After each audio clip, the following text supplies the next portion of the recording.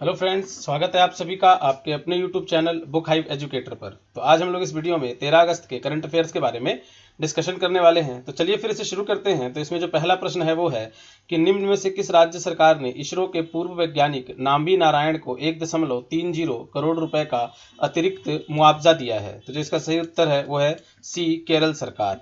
तो भारतीय अंतरिक्ष अनुसंधान संगठन इसरो के पूर्व वैज्ञानिक नाम्बी नारायण को 2.5 दशक पुराने जासूसी मामले के निपटारे के लिए केरल सरकार ने हाल ही में 1.3 करोड़ रुपए का अतिरिक्त मुआवजा दिया है, जिससे पूर्व वैज्ञानिक नाम्बी नारायण को पुलिस द्वारा फंसाया गया था। तो चलते हैं अगले प्रश्न पर। तो जो दूसरा प्रश्न है वो है कि निजी क्षेत्र के किस बैंक ने हाल ही में इक्विटी शेयरों के QIP की घोषणा की है। तो इसका सही उत्तर है बी, ICICI बैंक। तो निजी क्षेत्र के ICICI बैंक ने हाल ही में QIP की न्यूनतम कीमत 351.36 रुपये प्रति शेयर निर्धारित करते हुए इक्विटी शेयर के QIP की घोषणा की है। बैंक का बोर्ड 14 अगस्त को QIP की इश्यू प्राइस तय करने के लिए बैठक करेगा। तो अगर हम बात करें इक्विटी शेयर की, तो इक्विटी शेयर क्या होता है? इक्विटी शेयर वो शेयर होता है जिसको हम क्षमता अंश भी कहते हैं, और जो भी इस अंश के धारक होते हैं उनका मालिकाना अधिकार माना जाता है कंपनी के अंदर में। तो चलते हैं अगले प्रश्न पर। तो जो अगला प्रश्न है वो है कि फॉर्च्यून ग्लोबल 500 की सूची में रिलायंस इंडस्ट्री लिमिटेड 10 पायदान की छलांग की बढ़ोतरी के साथ कौन से स्थान पर पहुंच गई है। तो इसका सही उत्तर है ए, 96 स्थान पर।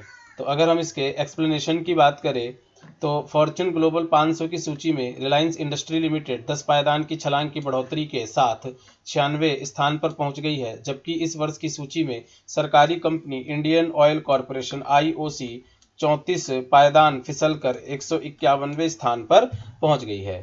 तो अब आते हैं चौथे प्रश्न पर। तो जो चौथा प्रश्न है वो है कि हाल ही में किसने भारत में मानसून से सर्वाधिक प्रभावित समुदायों को सहायता देने की घोषणा की है। तो इसका सही उत्तर है सी, संयुक्त राष्ट्र। तो संयुक्त राष्ट्र ने हाल ही में भारत में मानसून से सर्वाधिक प्रभावित समुदायों को सहायता देने की घोषणा की है। संयुक्त राष्ट्र के स्टीफन दुजारिक ने कहा है कि भारत में मानसून ने 770 से अधिक लोगों की जान ले ली है। तो अब चलते हैं पांचवें प्रश्न पर। तो पांचवा प्रश्न है कि इनमें से किसने अपने आदेश में संशोधित हिंदू उत्तराधिकारी अधिनियम में पिता पैतृक संपत्ति पर बेटी को समान अधिकार दिया है। तो इसका सही आंसर है सुप्रीम कोर्ट। तो सुप्रीम कोर्ट ने हाल ही में अपने आदेश में संशोधित हिंदू उत्तराधिकारी अधिनियम में पिता पैतृक संपत्ति पर बेटी को समान अधिकार दिया है। कोर्ट ने कहा है कि चाहे हिंदू उत्तराधिकारी संशोधन अधिनियम 2005 के लागू होने से पहले ही किसी की मौत हो गई हो तो भी उसकी बेटियों का पैतृक संपत्ति पर अधिकार मिलेगा। तो अब आते हैं छठे प्रश्न पर। तो छठा प्रश्न है कि कृषि मंत्री नरेंद्र सिंह तोमर ने किस शहर में स्थापित एक डेटा रिकवरी सेंटर कृषि मेघ का शुभ आरंभ किया है। तो इसका जो सही उत्तर है वो है सी, हैदराबाद। तो ICAR के महत्वपूर्ण आंकड़ों जानकारियों की सुरक्षा के लिए कृषि मंत्री नरेंद्र सिंह तोमर ने हैदराबाद में स्थापित एक डेटा रिकवरी सेंटर कृषि मेघ का शुभ आरंभ किया है। डेटा रिकवरी सेंटर के लिए हैदराबाद को निम्न जलवायु स्तर के साथ कुशल IT पेशेवरों की वहां उपलब्धता के चलते चुना गया है। तो आते हैं अब सातवें प्रश्न पर। तो सातवां प्रश्न है कि 13 अगस्त को विश्व भर में कौन सा दिवस मनाया जाता है। तो इसका सही उत्तर है विश्व अंग दान दिवस। तो विश्व अंग दान दिवस 13 अगस्त को विश्व भर में विश्व अंग दान दिवस, वर्ल्ड ऑर्गन डोनेशन डे मनाया जाता है। अंगदान महादान होता है। अंगदान भी दो प्रकार का होता है, अंगदान और टिश्यू यानी उत्तकों का दान। अंगदान में लिवर और किडनी 12 घंटे के अंदर ट्रांसप्लेंट होनी चाहिए। जो इसमें लिवर होता है वो 6 घंटे में ट्रांसप्लेंट हो जाना चाहिए और किडनी 12 घंटे में। तो आते हैं अब आठवें प्रश्न पर। आठवां प्रश्न, मशहूर उर्दू शायर और गीतकार राहत इंदौरी का हाल ही में कितने वर्ष में निधन हो गया। तो इसका सही उत्तर है 70 वर्ष। तो मशहूर उर्दू शायर और गीतकार राहत इंदौरी का हाल ही में 70 वर्ष की उम्र में निधन हो गया। राहत इंदौरी हृदय रोग, किडनी रोग और मधुमेह सरीखी पुरानी बीमारियों से पहले से ही पीड़ित थे। उनका जन्म 1 जनवरी 1950 को हुआ था। तो अब आते हैं नौवें प्रश्न पर। तो नौवां प्रश्न है कि खादी और ग्राम उद्योग आयोग ने किस राज्य में पहला रेशम प्रशिक्षण व उत्पादन केंद्र स्थापित करने की घोषणा की है। तो इसका सही उत्तर है डी अरुणाचल प्रदेश। तो खादी और ग्राम उद्योग आयोग ने अरुणाचल प्रदेश राज्य में सितंबर 2020 के पहले सप्ताह में पहला रेशम प्रशिक्षण व उत्पादन केंद्र स्थापित करने की घोषणा की है। यह केंद्र 25 स्थानीय कारीगरों को प्रशिक्षण देगा।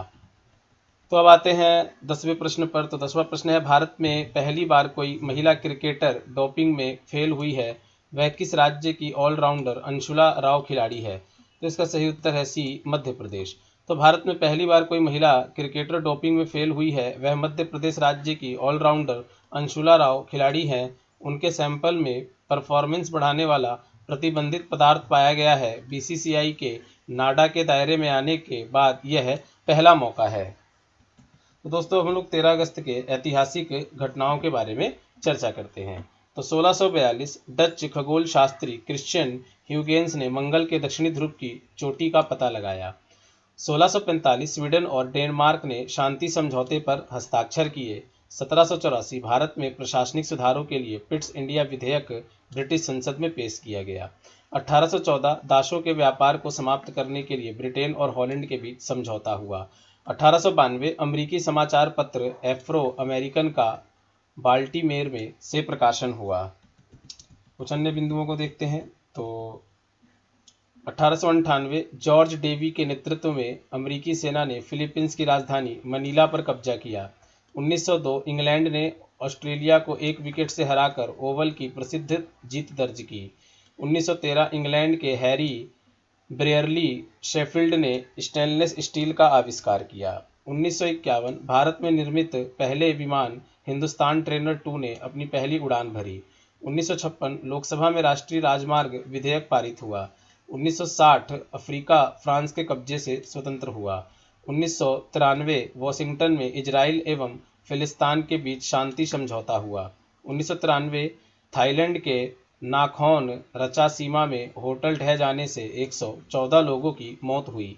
1994 अमेरिका और उत्तरी कोरिया के बीच जिनेवा में परमाणु निरस्त्रीकरण के संबंध में ऐतिहासिक सहमति हुई। 1999 लेखिका तस्लीमा नसरीन की नई पुस्तक आमार मैं बेला मेरा बचपन पर बांग्लादेश सरकार ने प्रतिबंध लगाया।